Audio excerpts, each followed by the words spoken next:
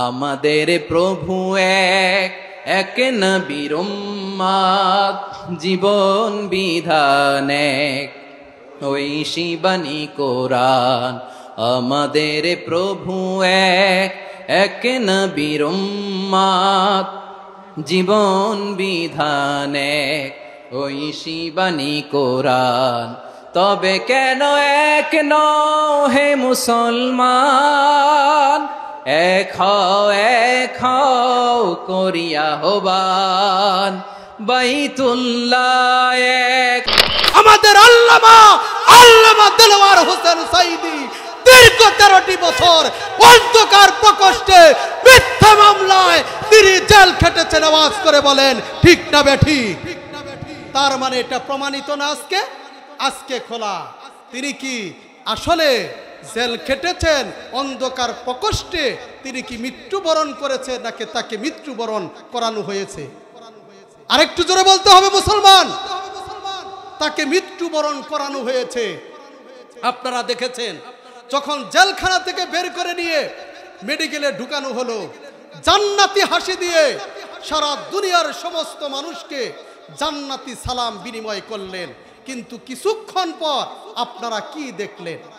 তিনি আসলে মৃত্যুবরণ করে নাই। আল্লাহ রাব্বুল আলামিন তাকে শাহাদাতের মর্যাদা দান করুক। সকলেই বলুন আল্লাহুম্মা আমিন। আমি আপনাদের সামনে মহাগ্রন্থ আল কোরআনুল কারীমের 114টি সূরার মধ্য থেকে একটি সূরা, যেই সূরাটির নাম হচ্ছে সূরাতুল ইয়াসিন। যদি আপনারা বুঝে থাকেন আওয়াজ করে বলেন তো সূরাটির নাম কি? আরো জোরে বলতে হবে, ইয়াসিন। এই সূরার মধ্যে মোট আয়াত আছে 83টি। আওয়াজ করে বলেন কয়টি? আরো জোরে। এই সূরাটির মধ্যে মোট রুকু আছে 5টি। আওয়াজ করে বলেন কয়টি? আরো জোরে। এইখান থেকে আমি 54 নম্বর একটি আয়াতে কালিমা তেলাওয়াত করেছি। রব্বে করিম যদি সুযোগ দান করে আর আপনারা যদি দোয়া করেন, আমার কোনো এলেম নাই, কোনো জ্ঞান নাই, আমার এলেম আর জ্ঞান আর সম্পদ হচ্ছে আপনাদের দোয়া। আপনারা যদি দোয়া করেন, এই কোরআন থেকে এই আয়াতকে সামনে রেখে কিছু কথা আপনাদেরকে শোনাতে চাই। আপনারা তো সকলেই রাজি আছেন ইনশাআল্লাহ? কারণ হচ্ছে আপনারা লিখে দিয়েছেন তাফসিরুল কোরআন মাহফিল। আলোচনা যদি একটু কঠিন হয় আপনারা কি মন খারাপ করবেন? কারণ তেলতেলা আলোচনা চলে ওই যে একদিন ব্যাপী মাহফিলে, ছোট্ট কোনো ময়দানে এইখানে চলে। কিন্তু যেইখানে তাফসিরুল কোরআন মাহফিল, তাফসির শব্দের অর্থ হচ্ছে একেবারে ন্যাংটা করে খুলে দেখা। চিল্লায় বলেন আল্লাহু আকবার। ছোট্ট একটা উদাহরণ দিয়েই আমি আলোচনায় প্রবেশ করতে চাই। মনে করেন আমাদের এই ইউনিয়নের চেয়ারম্যান হচ্ছে সাদিক চেয়ারম্যান, এখন অবশ্যই নাই। এই চেয়ারম্যানের বাড়িতে গেছেন ঠান্ডা কনকনে শীতের দিনে, সকালবেলা আপনি কোনো সালিশ বা কোনো দরবারের জন্য। এখন আপনি চেয়ারম্যানকে ডাক দিয়েছেন। এখন চেয়ারম্যান বাড়ির ভিতর থেকে কোনো যাওয়ার আসছে না। ছোট্ট একটি বাচ্চা, গায়ের মধ্যে জড়ানো পোশাক, চুলগুলো একটু বড় বড়। এখন দেখে মনে হচ্ছে না সে পুরুষ না নারী, ছেলে না মেয়ে। এখন এসে ডেকে বলছেন, আঙ্কেল আব্বা তো বাসায় নেই। এবার আপনি চিন্তা করছেন এই ছোট্ট সন্তান আমাকে আব্বু বলে ডাকলো, আমাকে আঙ্কেল বলে ডাকলো, আমি তাহলে তাকে কি বলে সম্বোধন করব। এবার এদিক সেদিক তাকিয়ে আপনি তার প্যান্টটা টান দিয়ে খুলে নিচের দিকে ফেলে দিয়ে ন্যাংটা করে যখন আপনি বুঝতে পারলেন আসলে উনি ছেলে না মেয়ে, তখন আপনার যেমন আর কোনো সন্দেহ থাকে না, ঠিক তদ্রূপভাবে খোলামেলাভাবে আলোচনা করে আপনাদেরকে বুঝানোর নামই হচ্ছে তাফসীর। চিল্লায়া বলুন আল্লাহু আকবার। তাহলে বুঝতে পারেন যে আলোচনাটা একটু কঠিন বা একটু খরখরা সাইজের হবে, এত একটা মিষ্টি হবে না। তাতেও কি আপনারা থাকবেন তো ইনশাআল্লাহ? কে থাকবেন না একটু হাত তোলেন তো দেখি। মানে সবাই থাকবেন, কিন্তু জোশে হাত তুলে ফেলেছেন, ঠিক কিনা? এখন বলেন তো সবাই থাকবেন তো ইনশাআল্লাহ? হাত তোলেন। লিল্লাহে তাকবীর, লিল্লাহে তাকবীর, লিল্লাহে তাকবীর। ইনশাআল্লাহ আমরা সকলেই থাকব। প্রথমে আমরা এই সূরাটির ফজিলত শুনব। এখন শুনেন ফজিলত কি? ফজিলত হচ্ছে আপনি যখন লাভের কথা শুনবেন তখন সেই ব্যবসা, সেই কাজ, সেই আমল করতে আপনি উৎসাহিত হবেন। কিন্তু যেই কাজের ভিতরে কোনো লাভ নাই সেই কাজটা কি আপনি করতে চাইবেন? জোরে বলতে হবে, চাইবেন? কোরআনের ময়দানে প্রত্যেকটা কথার জবাব দিবেন। কাল কিয়ামতের ময়দানে রব্বে করিম আপনার এই সুবহানাল্লাহ, আলহামদুলিল্লাহ, আল্লাহু আকবার এগুলো বলার কারণে রব্বে করিম আপনার আমল নামার মধ্যে সওয়াব দিয়ে ভরপুর করে দিবেন। কারণ আমরা কতক্ষণ মনে হয় বেঁচে আছি, আল্লাহ কখন যেন আমাদেরকে ডাক দেয়, আমরা তো আর আমল করতে পারবো না। যার কারণে কাজা কাফারা এই কোরআনের ময়দানে বসে আমরা দিতে চাই। আর রাজি আছেন তো ইনশাআল্লাহ? এজন্য মুসলমান বাবাজিরা, সমবয়সী বন্ধুগণ, এলাকার যুবকগণ, কানটা খাড়া করে শোনেন। এই সূরার যদি আমল করেন কি লাভ? কারণ বাঙালি আমরা হলাম এমন জাতি, আমরা লাভে লোহার বোঝা মাথায় নিতে চাই, কিন্তু বিনা লাভে তুলার বোঝাও বহন করতে রাজি নাই, ঠিক কিনা?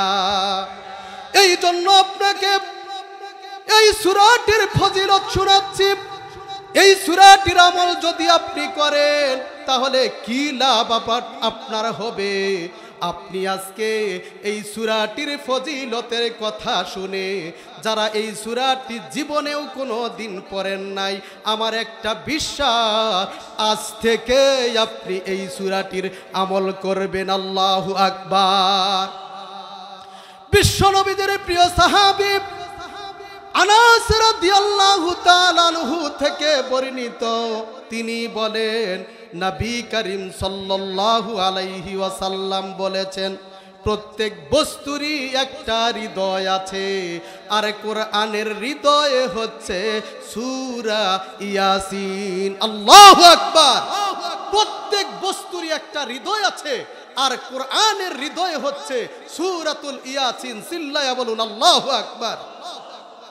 শুধু তাই নয়, বর্ণনাকারী সাহাবী বলেন নবীজি সাল্লাল্লাহু আলাইহি ওয়াসাল্লাম বলেছেন, কোন বান্দা বান্দি যদি এই সূরাটি অর্থাৎ সূরাতুল ইয়াসিন একবার তেলাওয়াত করে, রব্বুল আলামিন ওই বান্দা বান্দির আমল নামায় পুরা কোরআন 10 বার তেলাওয়াত করলে যেই পরিমাণ সওয়াব, ওই পরিমাণ সওয়াব বান্দার আমল নামায় জমা করে দেন।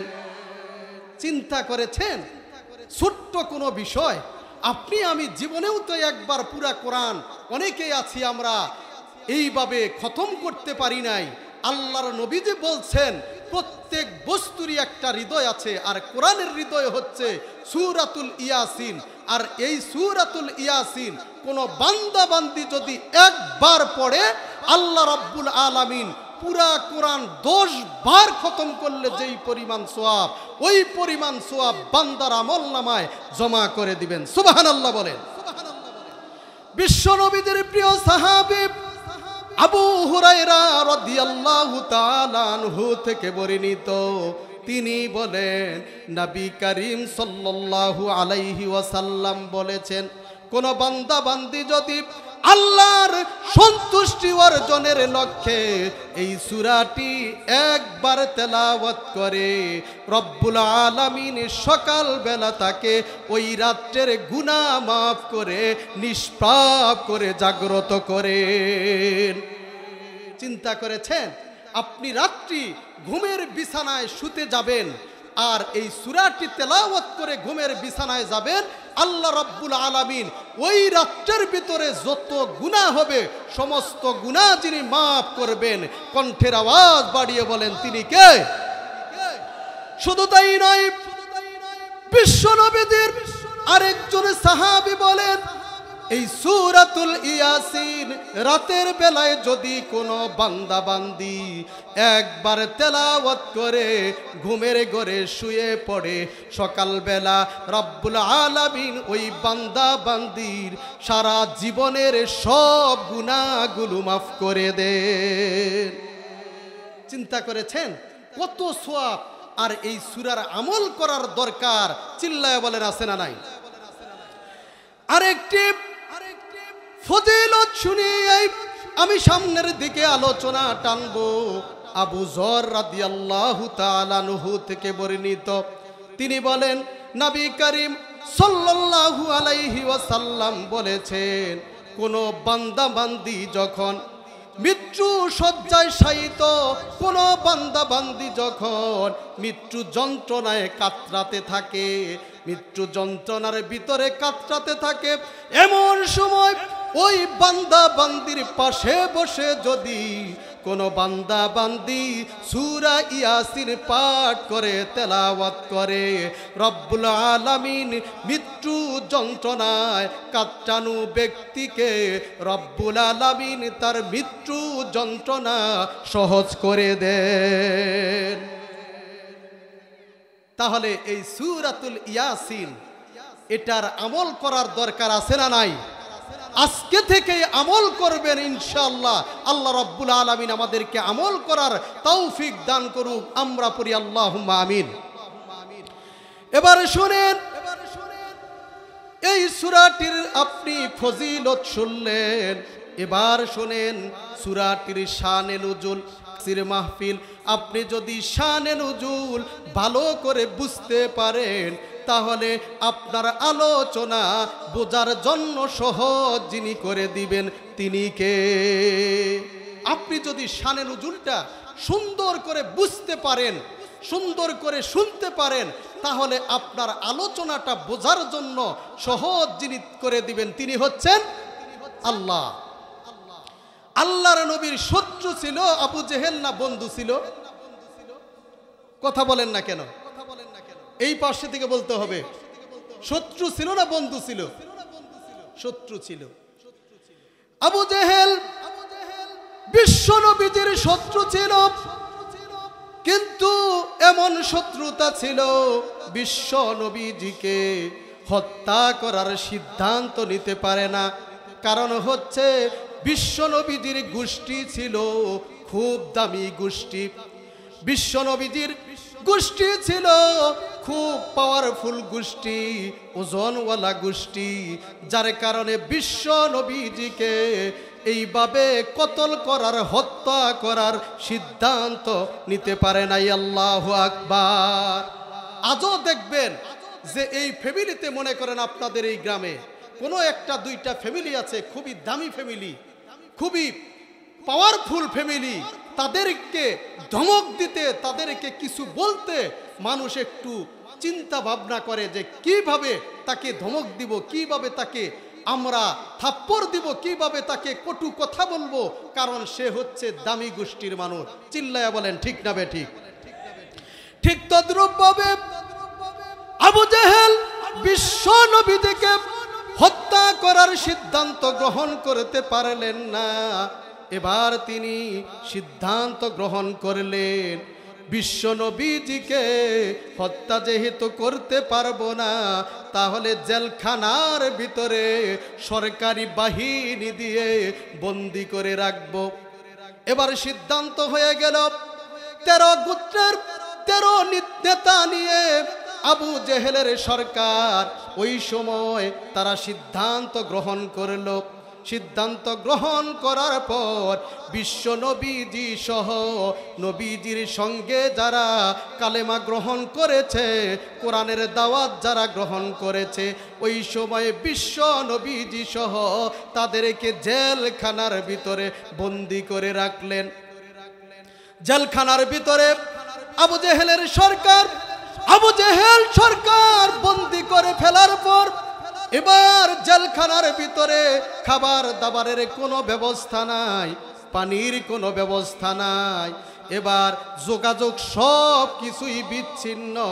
ইতিপূর্বেও বাংলাদেশে এমন ঘটনা আওয়াজ করে বলেন তো ছিল কি ছিল না? খাবার বন্ধ করে দেওয়া হয়, পানি বন্ধ করে দেওয়া হয়, জেলখানার ভিতরে বন্দি করে দেওয়া হয়। আওয়াজ করে বলেন আছে না নাই? এবার বিশ্ব নবীদেরকে খাবার বন্ধ করে দিলেন, নবীর সাহাবীদেরকে পানি দেওয়া বন্ধ করে দিলেন।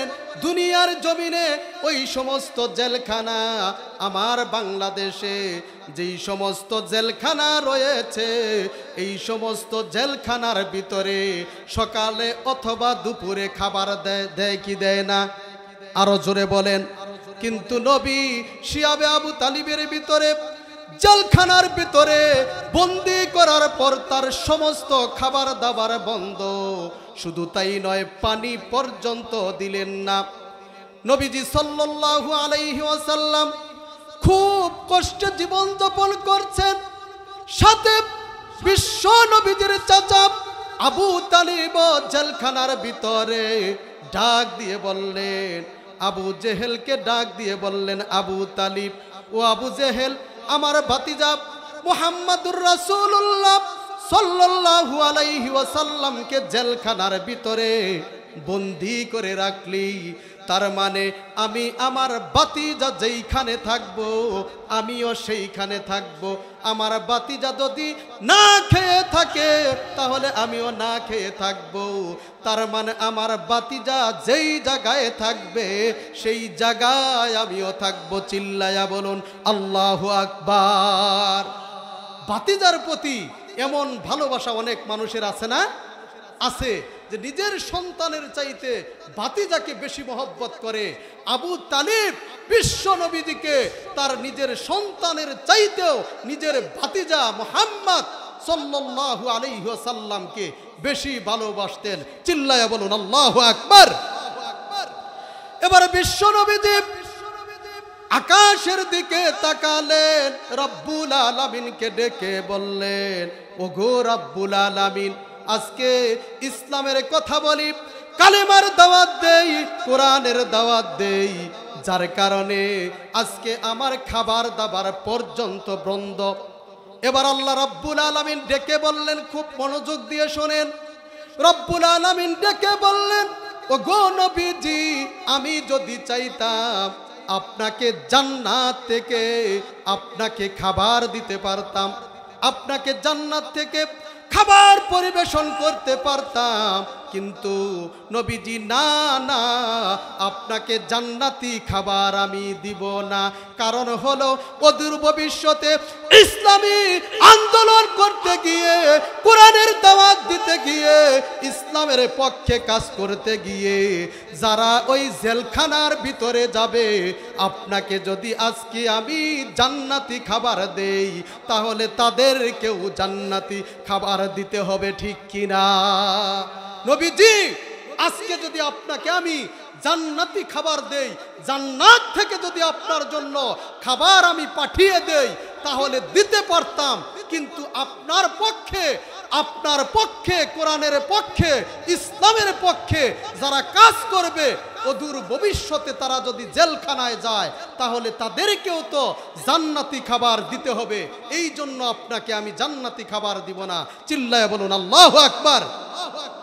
শুধু তাই নয়, নবীজিকে ডেকে বললেন, ওগো নবীজি, আপনার জন্য ওই জেলখানার ভিতরে গাছ আছে, ঘাস আছে, ওই গাছের পাতা লতাকে রিজিক হিসাবে দিয়ে দিলাম। আল্লাহু আকবার। আল্লাহর নবী বিশ্ব নবীজিকে রিজিক হিসাবে এই জেলখানার ভিতরে, শিয়াবে আবু তালিবের ভিতরে গাছের পাতা, গাছের লতা তিনি আল্লাহ রাব্বুল আলামিন তাকে রিজিক হিসাবে দান করে দিলেন। সুবহানাল্লাহ। বিশ্ব নবীজি গাছের পাতা খায়, গাছের লতা খায়। এবার খেতে খেতে টয়লেটে যায়, টয়লেটটা হয় ওই ছাগলের নাদার মতো। এত কষ্ট বিশ্ব নবীজি করেছেন। জেলখানার ভিতরে ওই সরকার, আবু জেহেল সরকার তাকে বন্দি করেছিল। এবারে শোনেন, বিশ্ব নবীজি জেলখানার ভিতরে এই সমস্ত খাবারগুলো যখন গ্রহণ করতে লাগলেন, এমত অবস্থায় আবু জেহেল আর 13 গোত্রের 13 নেতা পরামর্শ করলেন যে দীর্ঘদিন হয় বিশ্ব নবীজিকে বন্দী করে রেখেছি, তার তো খোঁজ খবরে নেই না, খাবার দাবার দেই না, বেঁচে আছে না মরে আছে, একটু খোঁজ খবরে নেওয়া দরকার। এবার 13 গোত্রের 13 নেতাকে নিয়ে আবু জেহেল ওই জেলখানার ভিতরে প্রবেশ করলেন। আওয়াজ করে বলেন তো কোথায় প্রবেশ করলেন? আরো জোরে। জেলখানার ভিতরে প্রবেশ করলেন। আবু জেহেল গিয়ে দেখলেন নবীজি সাল্লাল্লাহু আলাইহি ওয়াসাল্লাম গাছের পাতা খাচ্ছে, গাছের লতা খাচ্ছে। এবার আবু জেহেল ডেকে বললেন, ওগো নবীজি, এতদিন পর্যন্ত তোমাকে আমি সত্য নবী মনে করেছিলাম, কিন্তু আজকে আমি তোমাকে সত্য নবী মনে করতে পারছি না। আর তুমি যেই কোরআনের দাওয়াত দাও, এই কোরআনটাকে আমি সত্য মনে করেছিলাম, কিন্তু আজকে থেকে আর সত্য আমি মনে করছি না। কারণ হলো, তুমি যদি সত্য নবী হইতা আর কোরআনটা যদি সত্য হতো, তাহলে তোমাকে আজকে আর গাছের লতা পাতা খেতে হতো না। জান্নাত থেকে রব্বুল আলামিন জান্নাতি খাবার পাঠিয়ে দিত। সুবহানাল্লাহ। আবু জেহেল বললেন, তুমি যদি সত্য নবী হইতা আর কোরআন যদি সত্য হইতো, তাহলে আল্লাহ রাব্বুল আলামিন তোমার জন্য জান্নাতি খাবার দিয়ে দিতেন, তোমাকে এইভাবে গাছের লতা পাতা খাওয়াইতেন না। আর কোরআন যদি সত্য হইতো, অবশ্যই তোমাকে জান্নাতি খাবার দিত। আজকে আমি এই দুইটা জিনিসকেই মিথ্যায় প্রতিপন্ন করতাম। এই জন্য আবু জেহেল তিনি দাঁড়িয়ে আছেন বিশ্ব নবীজির সামনে। বিশ্ব নবীজি এই কথা শোনার সঙ্গে সঙ্গে জমিনের মধ্যে আল্লাহু আকবার ধ্বনি দিয়ে জমিনের মধ্যে পড়ে গেলেন।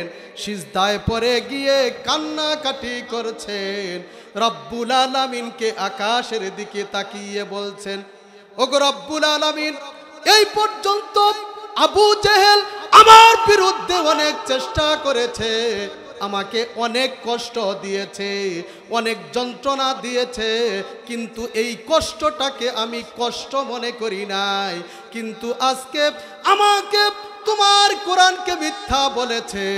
ওগো রব্বুল আলামিন, আজ যদি এটার প্রতিবাদ তুমি না করো, তাহলে আমি নবী সহ্য করতে পারবো না। আল্লাহু আকবার। আল্লাহ নবী বললেন, আবু জেহেল আমাকে অনেক কষ্ট দিয়েছে, অনেক যন্ত্রণা দিয়েছে, আমি সেই কষ্টটাকে কষ্ট মনে করি নাই। কিন্তু আজকে যখন বলেছে আমি মিথ্যা নবী, তোমার যেই কোরআন দিয়ে মানুষকে দাওয়াত দেই এই কোরআনটা হচ্ছে মিথ্যা, তখন আর আমি নবীজি সহ্য করতে পারছি না। তুমি আল্লাহ এই মুহূর্তে তুমি এটার প্রতিবাদ করো, আর যদি না করো আমি সহ্য করতে পারছি না। সঙ্গে সঙ্গে রব্বুল আলামিন জিবরিল আমিনকে ডেকে বললেন, ওগো জিবরিল আমিন, আর দেরি করো না, আমার বন্ধুর চোখের পানি নাকের ডগা দিয়ে বেয়ে বেয়ে জমিনে পড়ার পূর্বেই তার কাছে সূরাতুল ইয়াসিন নাজিল করে দাও। আল্লাহু আকবার। এই জেলখানার ভিতরে সূরাতুল ইয়াসিন নাজিল করে দিলেন। চিল্লায়া বলেন আল্লাহু আকবার। তাহলে জেলখানার ভিতরে যেই সূরা নাজিল হলো, এই সূরার আলোচনা খুব গুরুত্বপূর্ণ নাকি? আওয়াজ করে বলেন, গুরুত্বপূর্ণ না? এই আলোচনাটা খুবই গুরুত্বপূর্ণ, আপনারা মনোযোগী হন। এবারে শুনেন, রব্বুল আলামিন বললেন, ফাল ইয়াউমা লা তুজলামু নাফসুন শাইআ ওয়া লা তুজজাউনা ইল্লা মা কুনতুম তা'মালুন। তার মানে আল্লাহ রাব্বুল আলামিন বলছেন, তোমাদেরকে কিয়ামতের দিন, সেদিন তোমাদের উপর কোনো অন্যায় করা হবে না, অবিচার করা হবে না, জুলুম করা হবে না। তোমরা দুনিয়াতে যা কিছু করেছো শুধু তার প্রতিদান দেওয়া হবে। আল্লাহু আকবার। আলোচনা কি বুঝতে পেরেছেন আপনারা? আল্লাহ বললেন, সেদিন তোমাদের উপর কোনো জুলুম করা হবে না, কোনো অন্যায় করা হবে না, কোনো অত্যাচার করা হবে না, কোনো নির্যাতন নিপীড়ন করা হবে না। শুধুমাত্র তোমরা দুনিয়াতে যা করেছ তার প্রতিদান দেওয়া হবে। চিল্লায়া বলুন আল্লাহু আকবার। তার মানে কথা একেবারে সহজ। দুনিয়াতে ভালো করেছেন, কিয়ামতে ভালো পাবেন। দুনিয়াতে খারাপ করেছেন, কিয়ামতে খারাপ পাবেন। কথা সহজ না কঠিন? এবারে শোনেন, আল্লাহ বললেন সেদিন কারো উপর কোনো অন্যায় করা হবে না, জুলুম করা হবে না, অত্যাচার করা হবে না। তার মানে যেহেতু আল্লাহ বললেন সেদিন কোনো জুলুম করা হবে না, তার মানে এই দুনিয়াতে মানুষ কোনো না কোনো অবিচার আর জুলুমের শিকার, ঠিক কিনা?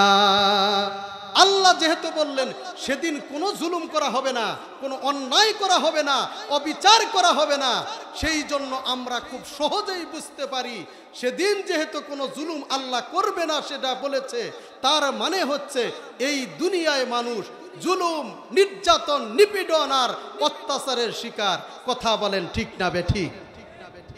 তার মানে দিন হচ্ছে দুইটা। আওয়াজ করে বলেন কয়টা? আরো জোরে। তার মানে এই দিন আর সেই দিন। এই দিন হচ্ছে আপনি আপনার ছেলেকে মেয়েকে নিয়ে বসবাস করছেন, সংসার জীবন পরিচালনা করছেন, এটা হচ্ছে এই দিন। আর সেই দিন হচ্ছে দুনিয়াতে আপনি যা কিছু করবেন, ভালো করেন আর খারাপ করেন, কাল কিয়ামতের ময়দানে রব্বুল আলামিনের কাঠগড়ায় দাঁড়িয়ে হিসাব দিতে হবে।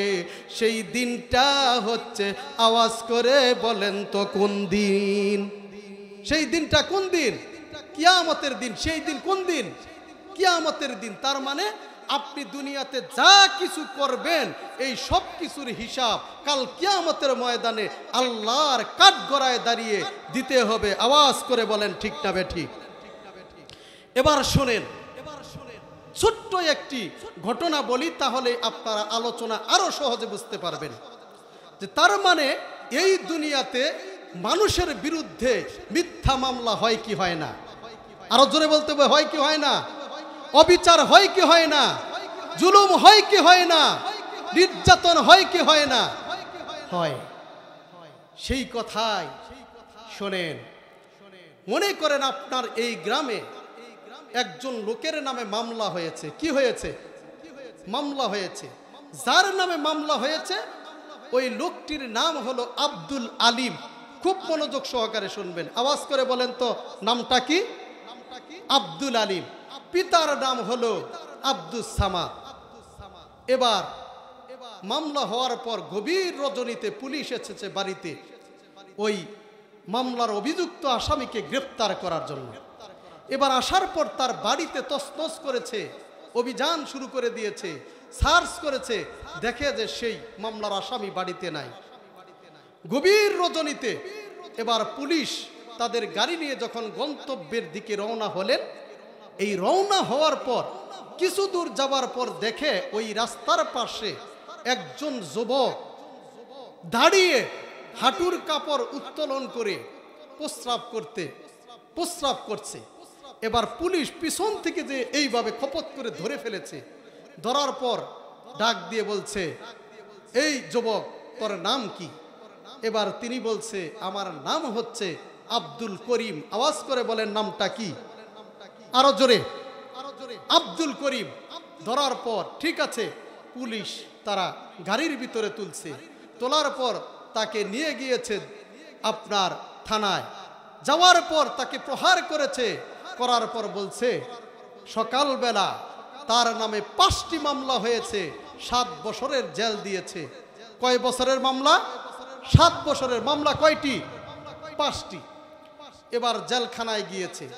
জেলখানায় যাবার পর এবার উকিল আবার পর্যায়ক্রমে দফায় দফায় জেরা করতে করতে করতে করতে দীর্ঘ 7টি বছর অতিবাহিত হবার পর এবার খেয়াল করে দেখে যে আসলে যার নামে মামলা হয়েছে এই লোকটি তিনি না, তিনি হচ্ছে আব্দুল করিম।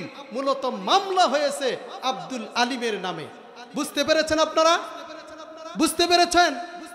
এবার ওই যারা দায়িত্বে ছিল প্রশাসনের, তারা বলছে ভাই সরি, আমরা এটা ভুল করে ফেলেছি, তুমি বেকসুর খালাস। এখন আপনাদের কাছে জানতে চাই, এই লোকটাতে আপনার এই প্রশাসন, পুলিশ প্রশাসন এই লোকটিকে দীর্ঘ 7টি বছর তার পরিবার থেকে, তার ফ্যামিলি থেকে, তার স্ত্রী থেকে, তার সন্তান থেকে, তার আত্মীয় স্বজন থেকে দূরে সরিয়ে রাখলেন। তার দাড়ি চুল পেকে গেল, এই 7টি বছর তার জীবন থেকে চলে গেল। এটার দায়ভার নিবে কে? কে নেবে এটার দায়ভার? তার মানে মানুষের উপর জুলুম হয়, নির্যাতন হয়, নিপীড়ন হয়, অত্যাচার হয়, জুলুম হয়, মিথ্যা মামলা হয়, আছে না নাই? এবার আল্লাহ রাব্বুল আলামিন বললেন, ফালইয়াউমা লা তুজলামু নাফসুন শাইআ ওয়া লা তুজজাউনা ইল্লা মা কুনতুম তা'মালুন। চিৎকার করে বলুন আল্লাহু আকবার। আল্লাহ বললেন, বান্দা টেনশনের কোনো কারণ নাই, দুনিয়াতে যা করেছ তারই প্রতিদান তুমি কাল কিয়ামতের ময়দানে পাবে। চিল্লায় বলুন আল্লাহু আকবার। তাহলে দুনিয়াতে ভালো আমল করার দরকার, আওয়াজ করে বলেন আছে না নাই? তার মানে বোঝা গেল দুনিয়াতে একজনের নামে আরেকজন মিথ্যা মামলা দিতে পারে, ঠিক কিনা? তার মানে একজন মিথ্যা অযথাই একজনের নামে মিথ্যা মামলা হতে পারে, ঠিক কিনা? তার মানে চোখের ইশারায় মানুষের বিরুদ্ধে মামলা হতে পারে, আওয়াজ করে বলেন ঠিক না বেঠি? আরেকটু ক্লিয়ার করে দেই। মনে করেন এক রাজা যাবে তার বাহিনী নিয়ে, সৈন্য বাহিনী নিয়ে জঙ্গলে বাঘ শিকার করতে। আওয়াজ করে বলেন কি শিকার করতে? আরো জোরে বলতে হবে, বাঘ শিকার করতে হবে, এটা ঘোষণা করে দিয়েছে।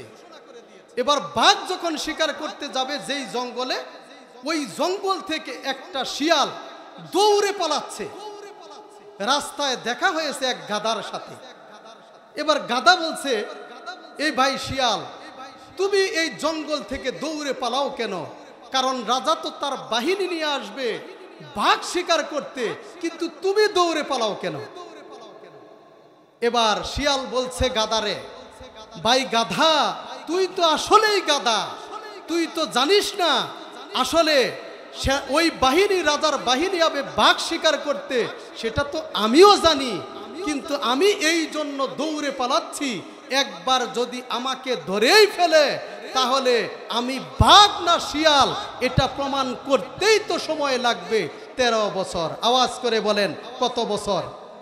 আরো জোরে বলেন। এই বাংলাদেশে এই যে শিকদার নামে, দেলু শিকদার নামে যার নামে মামলা হয়েছে, আমাদের আল্লামা দেলোয়ার হোসেন সাঈদী দীর্ঘ 13টি বছর অন্ধকার প্রকোষ্ঠে মিথ্যা মামলায় তিনি জেল খেটেছেন। আওয়াজ করে বলেন ঠিক না বেঠি? তার মানে এটা প্রমাণিত না আজকে খোলা। তিনি কি আসলে জেল খেটেছেন অন্ধকার প্রকোষ্ঠে? তিনি কি মৃত্যুবরণ করেছেন নাকি তাকে মৃত্যুবরণ করানো হয়েছে? আরেকটু জোরে বলতে হবে মুসলমান, তাকে মৃত্যুবরণ করানো হয়েছে।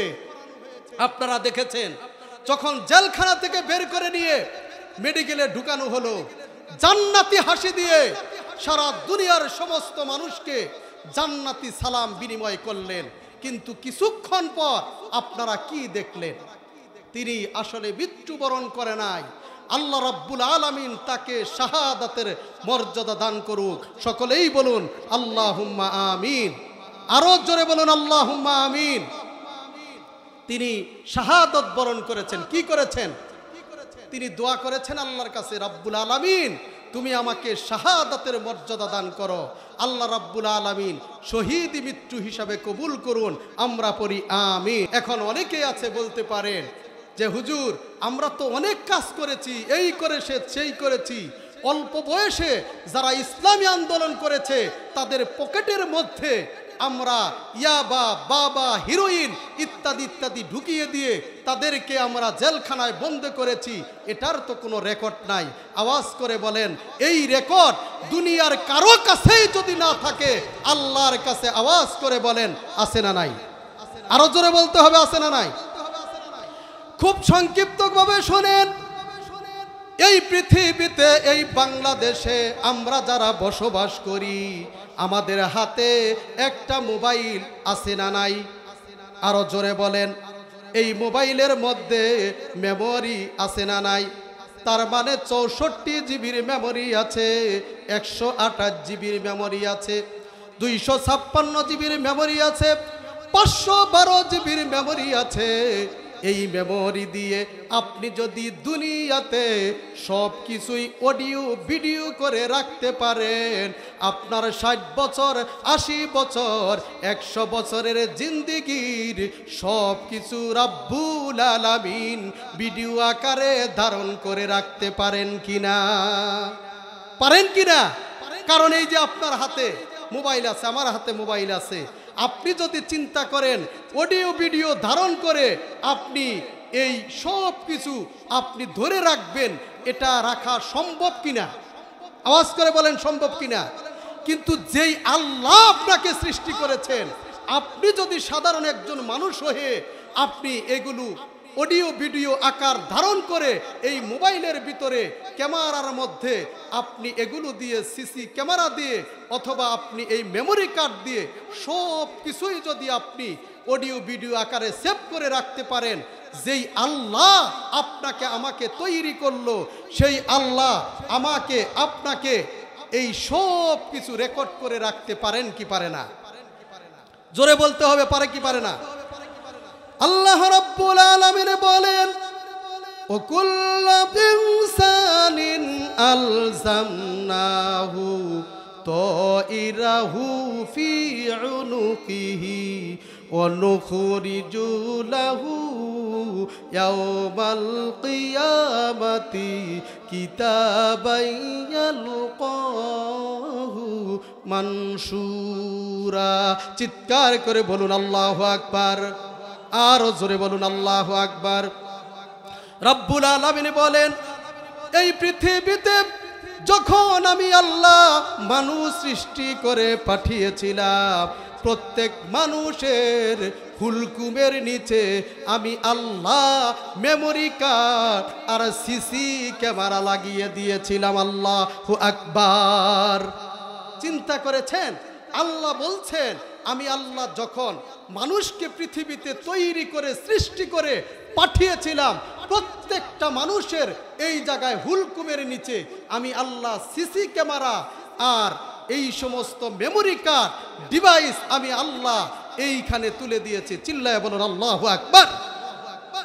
অথচ আজকে মেমোরি কার্ড সিসি ক্যামেরা হয়তো 150-200 বছর আগে, আর মেমোরি কার্ড আছে এটা আমরা জানলাম মাত্র 10-15 বছর আগে। তার আগে কি আপনারা জানতেন?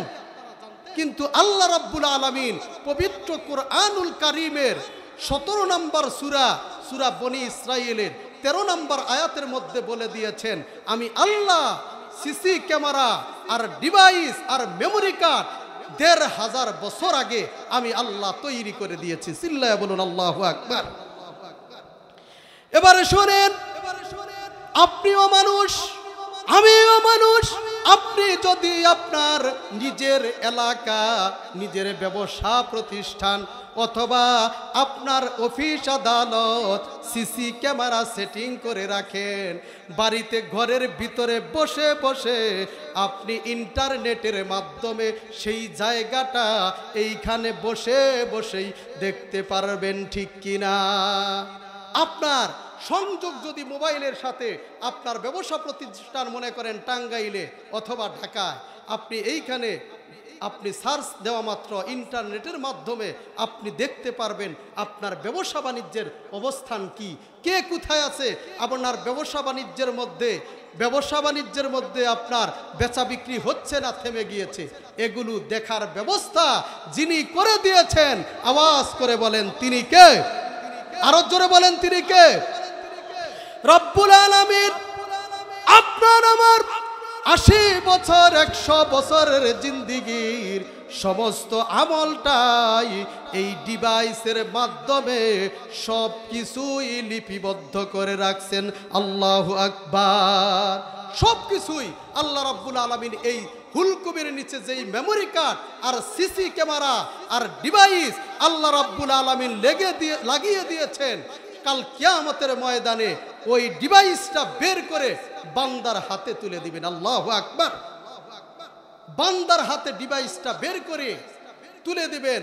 বান্দা আজকে পড়ো, আজকের তোমার হিসাব তুমিই দাও। চিল্লায় বলেন আল্লাহু আকবার।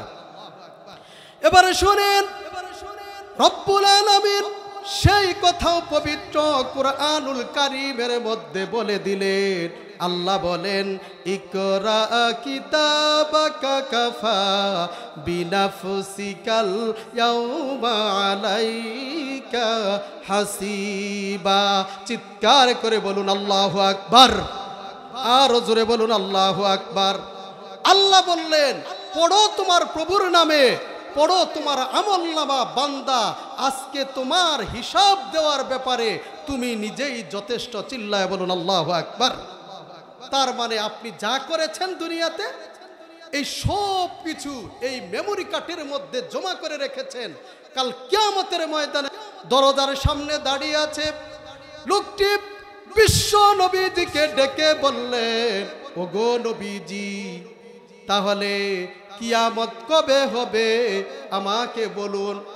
এবার বিশ্ব নবীজি প্রশ্নকারী যুবককে ডেকে বললেন, হে যুবক, তুমি কিয়ামতের জন্য এমন কি আমল করেছ যার কারণে কিয়ামতের কথা তুমি জিজ্ঞাসা করছো?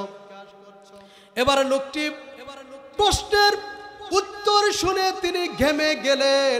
এত বড় প্রশ্ন, এবং তিনি উত্তরটা পেয়ে এমন তিনি নরম হয়ে গেলেন।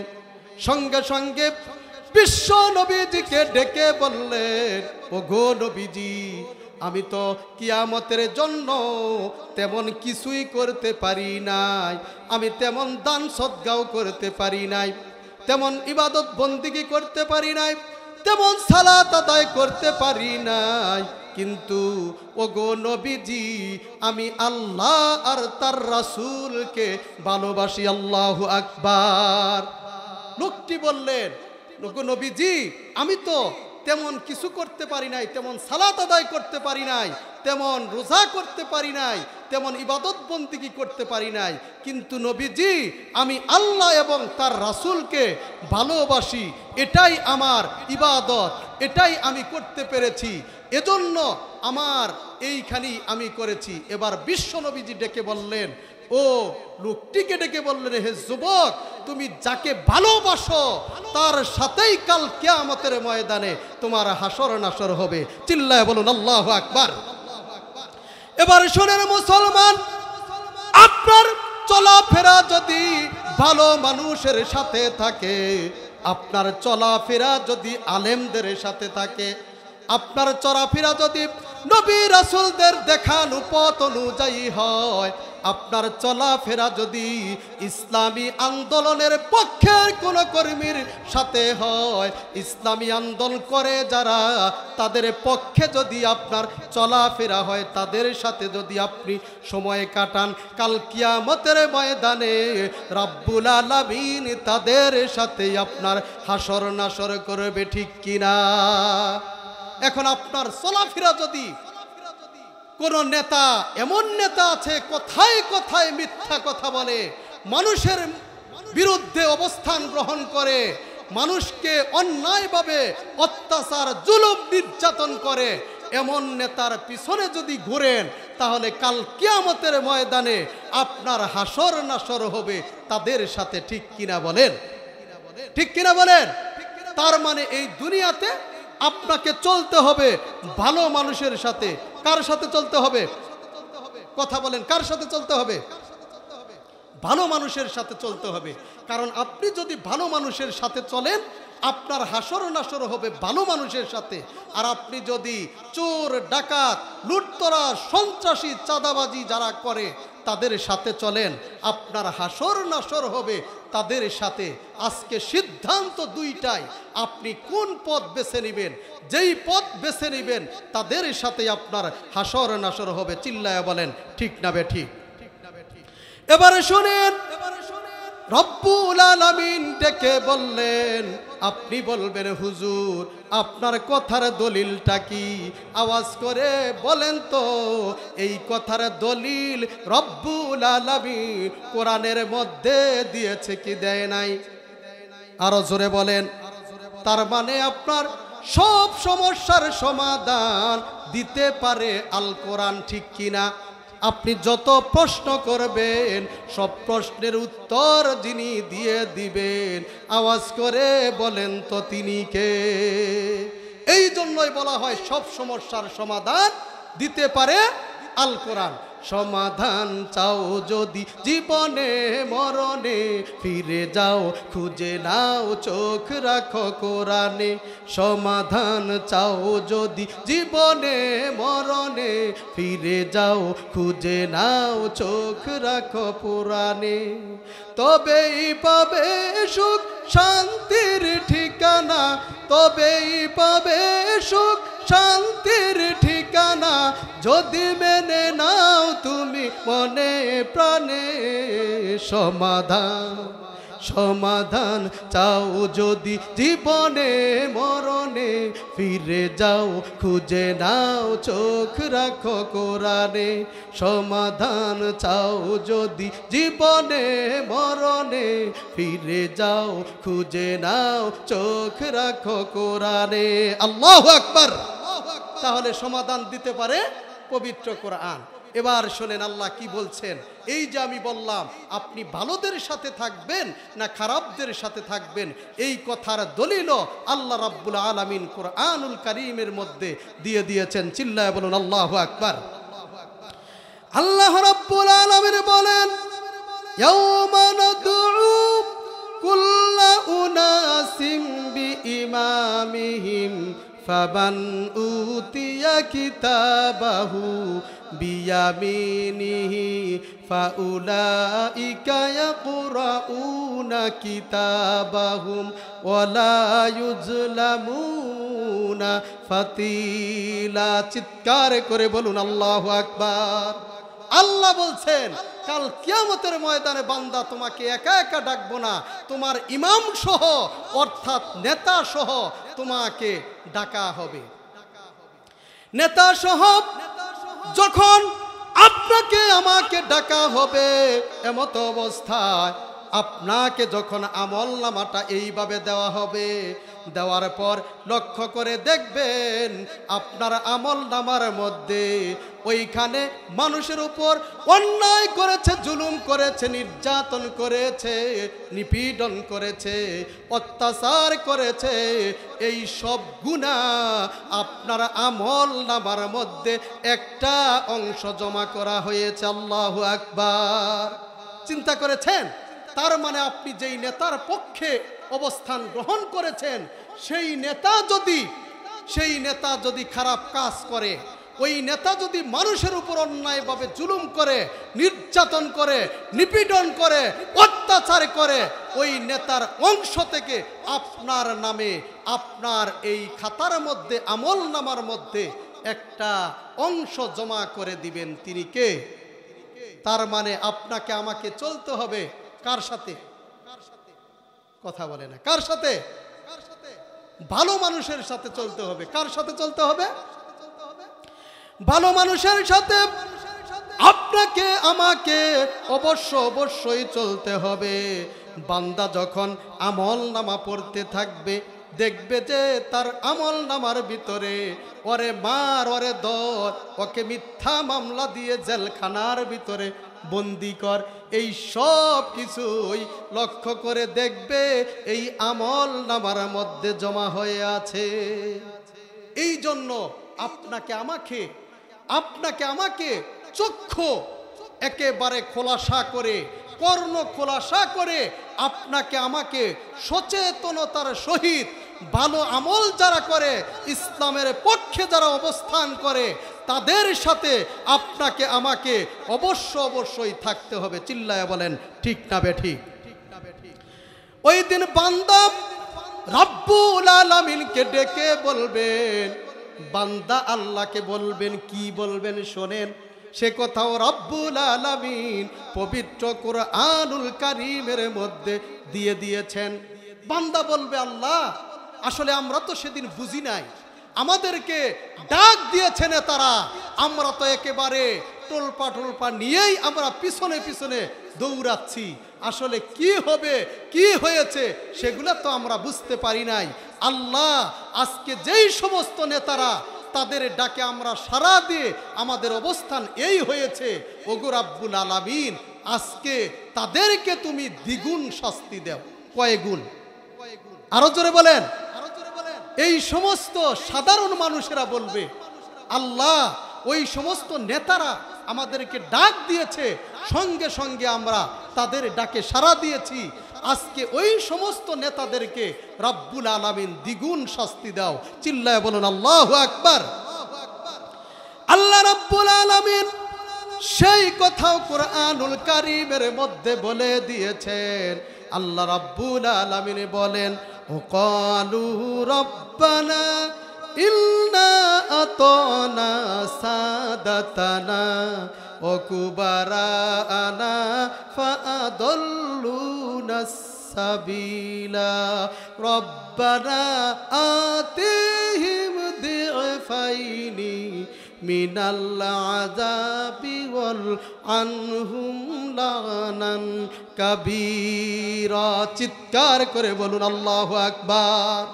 সেদিন ওই সমস্ত অনুসারীরা, তার মানে সাধারণ পাবলিক যারা ছিল, যারা নেতাদের ডাকে সাড়া দিয়ে দৌড়িয়ে অংশগ্রহণ করেছে, তাদের মিছিলে, তাদের মিটিংয়ে ওই সেকুলারিজম কমিউনিজম তাদের পক্ষে অবস্থান গ্রহণ করেছে, ওই দিন তারা বলবে, ওগো রাব্বুল আলামিন তাদের ডাকে তো আমরা সাড়া দিয়েছি, আজকে ওই সমস্ত নেতা কর্মীদেরকে, পথভ্রষ্ট নেতাদেরকে দ্বিগুণ শাস্তি দাও। কয় গুণ? আরো জোরে বলেন। কে বলবে?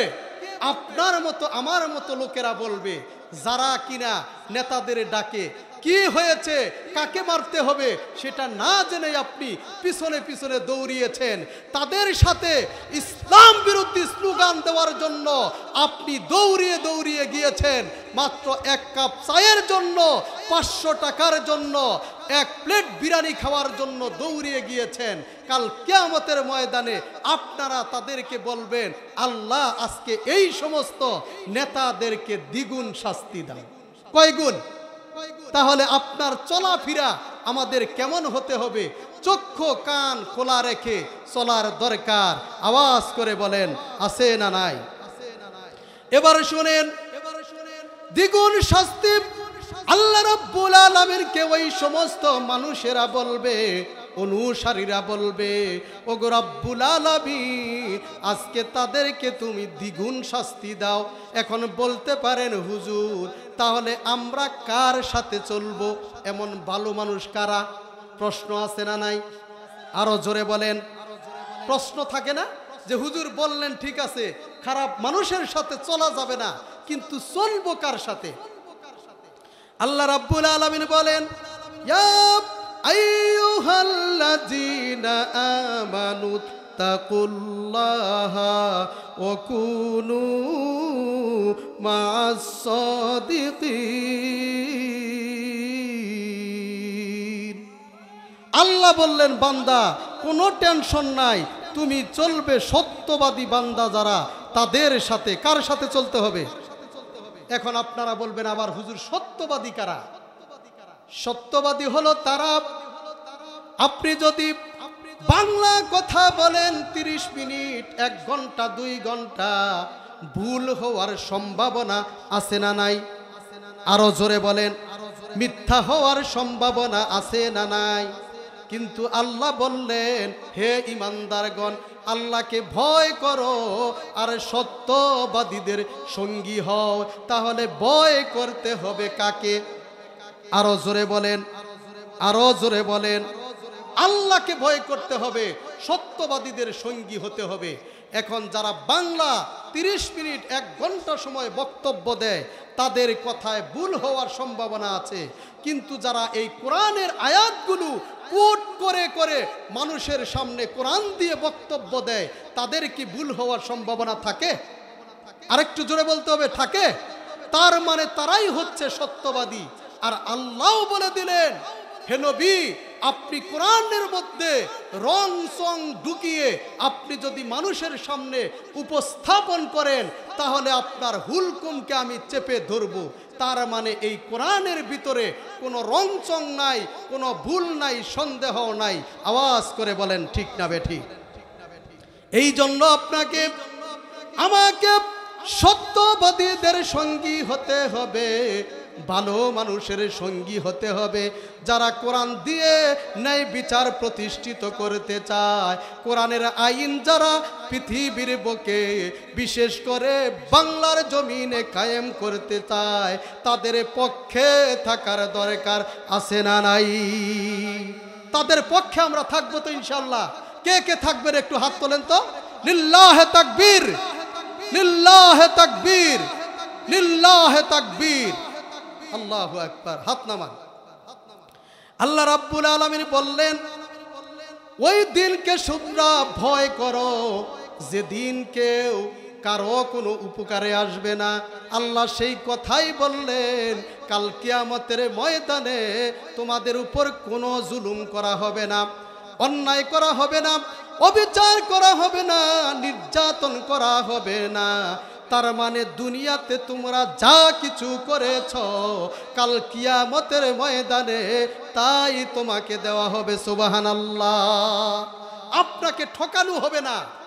এই দুনিয়াতে একজন আরেকজনকে ঠকায়, কিন্তু কাল কিয়ামতের ময়দানে আপনাকে আমাকে ঠকানো হবে না। যার যার যেই পরিমাণ পাওনা তাকে ততটুকুই যিনি দিবেন। কণ্ঠের আওয়াজ বাড়িয়ে বলেন তিনি কে? আরো জোরে বলেন তিনি কে? তার মানে কিয়ামত দিবসকে ভয় করতে হবে। কিয়ামত দিবসকে ভয় করার দরকার আছে না নাই? আরো জোরে বলেন আছে না নাই? কিয়ামত দিবসকে ভয় করতে হবে। তার মানে কিয়ামতের দিন আপনাকে আমাকে উপস্থিত করা হবে। ওই জাহান্নামের ভয়গুলো, জাহান্নামের দৃশ্যগুলো আপনার আমার চোখের সামনে সাময়িক সময়ের জন্য রব্বুল আলামিন আমাদের সামনে জাহান্নামকে উপস্থিত করবেন। আল্লাহু আকবার। চিন্তা করা যায় এই জাহান্নামকে আপনার সামনে আমার সামনে সাময়িক সময়ের জন্য, এটাকে দেখার জন্য জান্নাতের ভিতরে কি নাজ নিয়ামত রয়েছে, জাহান্নামের ভিতরে কত কষ্ট রয়েছে, এটা দেখার জন্য সাময়িকের জন্য জান্নাতকে আমাদের সামনে কাল কিয়ামতের ময়দানে ওই হাসরের মাঠে উপস্থিত করা হবে। চিল্লায়ে বলেন আল্লাহু আকবার। আল্লাহ রাব্বুল আলামিন বিশ্ব নবীজির প্রিয় সাহাবী তিনি বলেন, আল্লাহর নবীজি বলেছেন, কিয়ামতটাকে কাল কিয়ামতের ময়দানে ওই জান্নাতকে উপস্থিত করা হবে মানুষের সম্মুখে।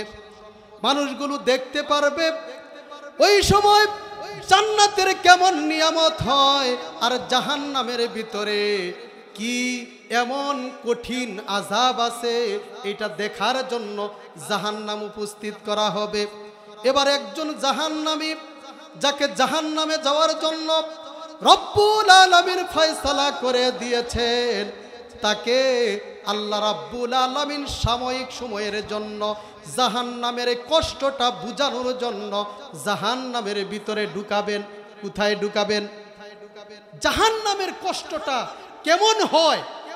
দুনিয়াতে বান্দা খারাপ আমল করেছ, জাহান্নামে যাওয়ার জন্য যেই সমস্ত কাজগুলো, উপকরণগুলো সংগ্রহ করা দরকার সব কিছুই করেছ।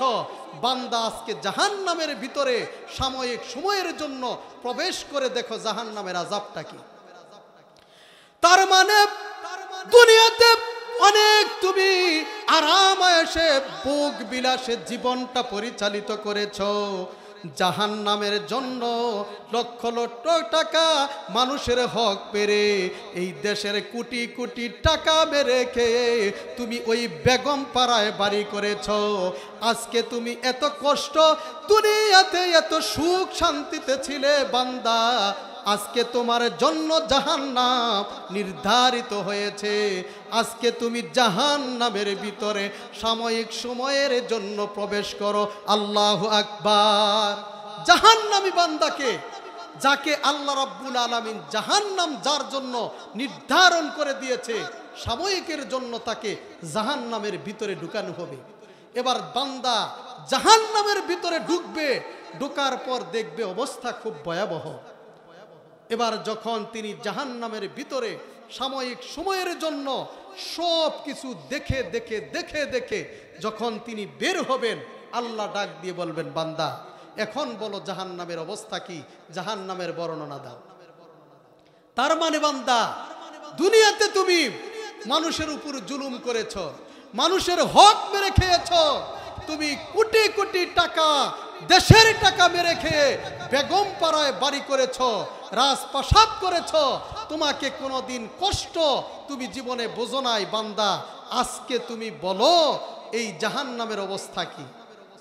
এবার বান্দা ডেকে বলবেন, ওগো রব্বুল আলামিন, জাহান্নামের ভিতরে আমি প্রবেশ করে দেখলাম এত কষ্ট আর এত কষ্ট, এত যন্ত্রণা, এত যন্ত্রণা, আমার পায়ের পাতা থেকে শুরু করে মাথা পর্যন্ত প্রত্যেকটা নোমের গোড়ায় গোড়ায় জ্বালা আর যন্ত্রণা। ওগো রব্বুল আলামিন, জাহান্নামের আযাব, জাহান্নামের কষ্ট, এগুলো দিয়ে আমি বুঝতে পারলাম আমার মনে হয় না দুনিয়াতে আমি কোনোদিন খারাপ করেছি। আল্লাহু আকবার। আমার মনে হয় না দুনিয়াতে আমি ভালো কাজ করেছি, আমি জীবনে সুখে ছিলাম, শান্তিতে ছিলাম। এত দুঃখ জাহান্নামের ভিতরে, আমার মনে হয় না আমি দুনিয়াতে কোনোদিন ভালো ছিলাম, শান্তিতে ছিলাম। চিল্লায় বলুন আল্লাহু আকবার। জাহান্নামী বলবে, আল্লাহ, এই দুনিয়াতে যে ইসলামের বিপক্ষে অবস্থান নিয়েছে, ওই সময় বান্দা জাহান্নাম থেকে বের হয়ে বলবে, আল্লাহ, আমার মনে হয় না আমি দুনিয়াতে কোনো শান্তি করেছি। চিল্লায় বলুন আল্লাহু আকবার। আবার সাময়িক সময়ের জন্য একজন জান্নাতীকে রব্বুল আলামিন জান্নাতের ভিতরে প্রবেশ করিয়ে দিবেন। ওই লোকটি দুনিয়াতে ইসলামের পক্ষে থেকেছে, কোরআনের পক্ষে থেকেছে, ইসলামী আন্দোলনের কর্মীদের পক্ষে থেকেছে, যার কারণে এলাকার মানুষ তাকে তুচ্ছ তাচ্ছিল্য করে তাকে কথা বলেছে, তাকে মৌলবাদ বলেছে, রাজাকার বলেছে, আল বদর বলেছে, আর শামস বলেছে, তুচ্ছ তাচ্ছিল্য করেছে। কাল কিয়ামতের ময়দানে রব্বুল আলামিন ওই লোকটিকে জান্নাত দান করে দিবেন। সুবহানাল্লাহ। জান্নাত দান করার পর আল্লাহ বলবেন, বান্দা এখন তুমি জান্নাতের ভিতরে প্রবেশ করো। আর জান্নাত সাময়িক সময়ের জন্য প্রবেশ করার পর বের হয়ে আসো, আসার পর এই জান্নাতের বর্ণনা আমাকে শুনিয়ে দাও। চিল্লায় বলেন আল্লাহু আকবার। সেই জান্নাতে আমরা যেতে চাই, জান্নাতের নাজ নিয়ামত ভক্ষণ করতে চাই।